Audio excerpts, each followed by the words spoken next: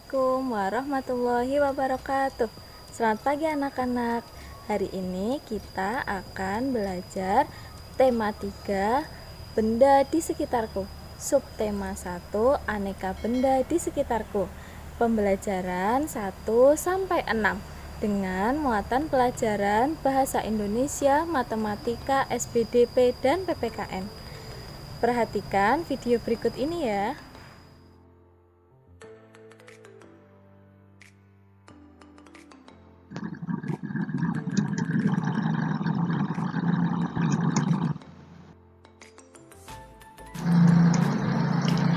Tujuan pembelajarannya adalah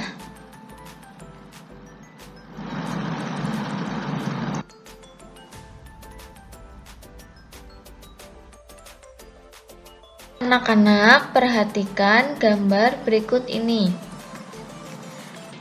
Pada gambar terdapat banyak sekali benda-benda di sekitar kita. Apakah itu benda? Benda adalah segala sesuatu yang menempati ruang dan mempunyai massa. Massa benda diukur dengan cara ditimbang. Manusia, hewan, dan tumbuhan merupakan benda hidup. Batu, gelas, dan buku merupakan benda mati.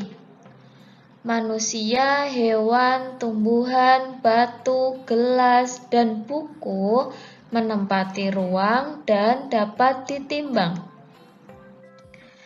Bagaimana cara membedakan benda dengan bukan benda? Apakah cahaya dan panas termasuk benda? Cahaya dan panas bukanlah benda. Cahaya dan panas tidak menempati ruang dan tidak dapat ditimbang.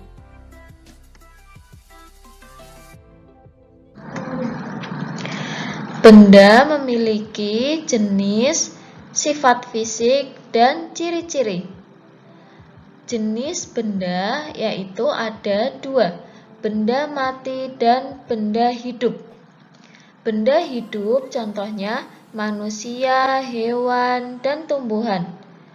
Dan benda mati contohnya batu, buku, gelas, dan lain-lain.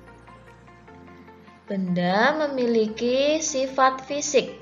Yang pertama, ukuran, yaitu besar, sedang, kecil, berat, dan ringan. Yang kedua, warna, yaitu merah, biru, kuning, dan lain-lain. Yang ketiga, wujud. Contohnya cair, padat, dan gas. Dan yang keempat yaitu bentuk.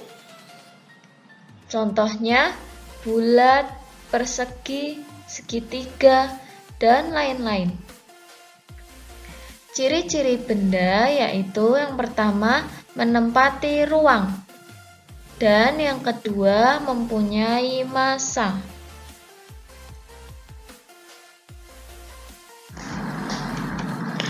Bahan pembentuk benda. Yang pertama, benda terbuat dari kayu yang memiliki sifat kuat, keras, mudah dibentuk, tahan lama tetapi mudah lapuk. Contohnya meja, kursi, dan lemari. Yang kedua, benda terbuat dari kertas. Sifatnya mudah menyerap air, ringan, mudah sobek, dan mudah terbakar. Contohnya buku tulis, pembungkus kado, tisu, amplop, koran, dan lain-lain. Yang ketiga, benda terbuat dari plastik. Sifatnya tidak menyerap air, ringan, membutuhkan waktu yang lama untuk terurai secara alami. Contohnya kantong plastik, ember, gayung, payung, dan lain-lain. Yang keempat, benda terbuat dari logam. Sifatnya kuat, keras, penghantar panas yang baik, tidak menyerap air, dan dapat ditimpa. Contoh, panci, wajan, dan teko. Yang kelima, benda terbuat dari kaca. Sifatnya kedap air, tembus cahaya, dan mudah pecah. Contohnya, piring, gelas, mangkuk, dan lain-lain. Yang keenam, benda terbuat dari karet. Sifatnya lentur, kuat, tidak menghantarkan panas. Contohnya, ban, bola, sandal, dan sepatu.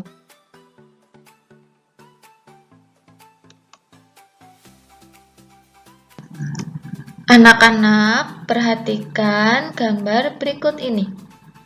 Apakah kamu pernah melihat benda-benda tersebut yang ada di samping?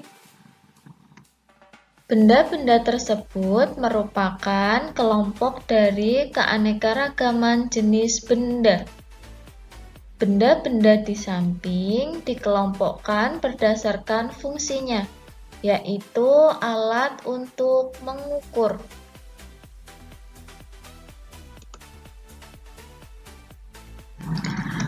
Anak-anak, perhatikan gambar berikut ini, yaitu penggaris.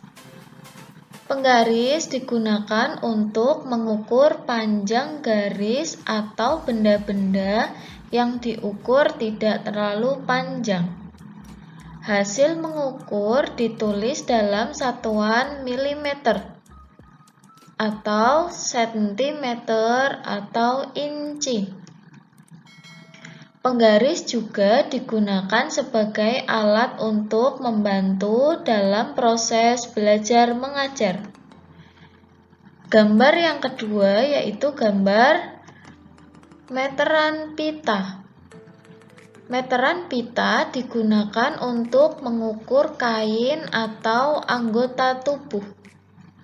Hasil pengukurannya dapat ditulis dalam satuan sentimeter atau meter.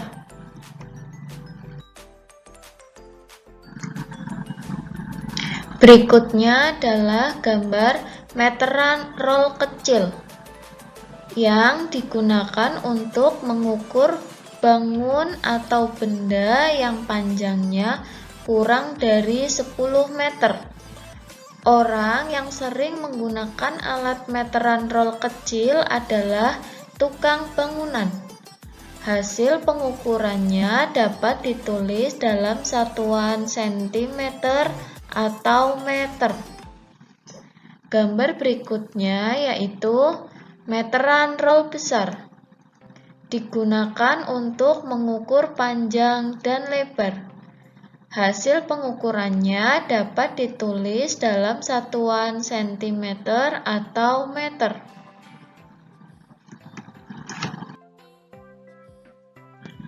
Anak-anak, benda selain terbuat dari bermacam-macam bahan, setiap benda juga dapat menghasilkan bunyi yang khas jika diketuk.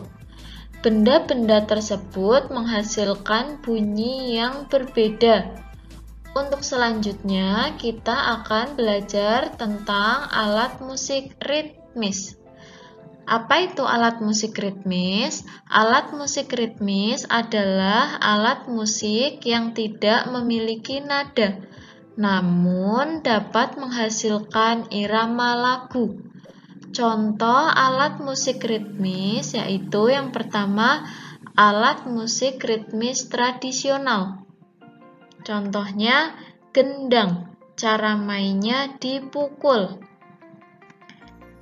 Yang kedua, tamborin, cara mainnya dipukul. Dan yang ketiga, tifa, cara mainnya juga dipukul. Yang kedua, alat musik ritmis modern. Contohnya, triangle, cara mainnya diketuk menggunakan tongkat besi kecil. Contoh kedua, drum, cara mainnya dipukul. Yang keempat, simbal, cara mainnya dipukul. Dan yang keempat, maracas, Cara mainnya digoyang-goyangkan. Anak-anak, alat musik ritmis juga dapat dihasilkan dari bunyi anggota tubuh, misalnya tepuk tangan, hentakan kaki, tepuk paha, dan bersiul. Anak-anak, kalian dapat berlatih memainkan alat musik ritmis bersama teman atau keluarga di rumah. Nah, kalian bisa berdiskusi membagi alat musik apa saja yang akan digunakan. Berdiskusi dapat dilakukan saat kita melakukan musyawarah. Materi yang akan kita pelajari selanjutnya adalah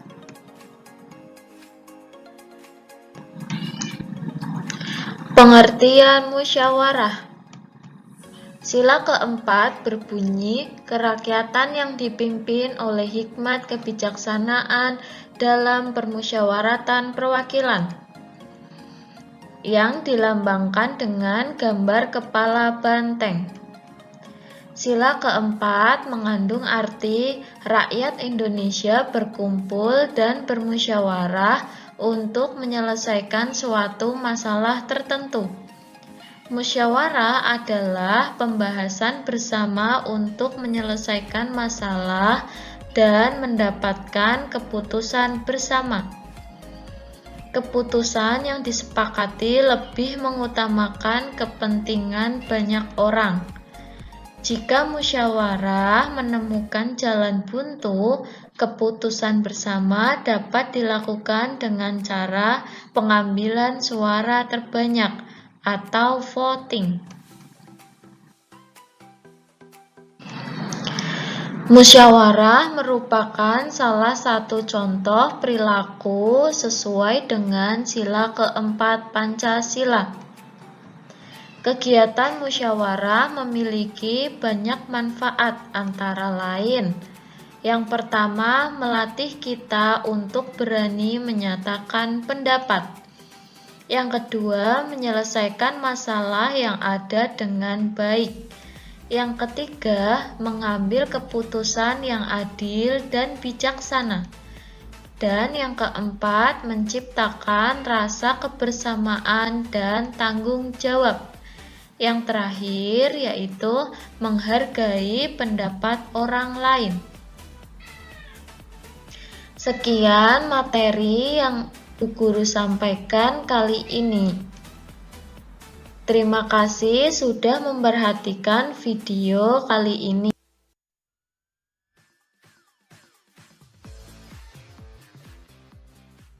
Semangat belajarnya dan jaga kesehatan.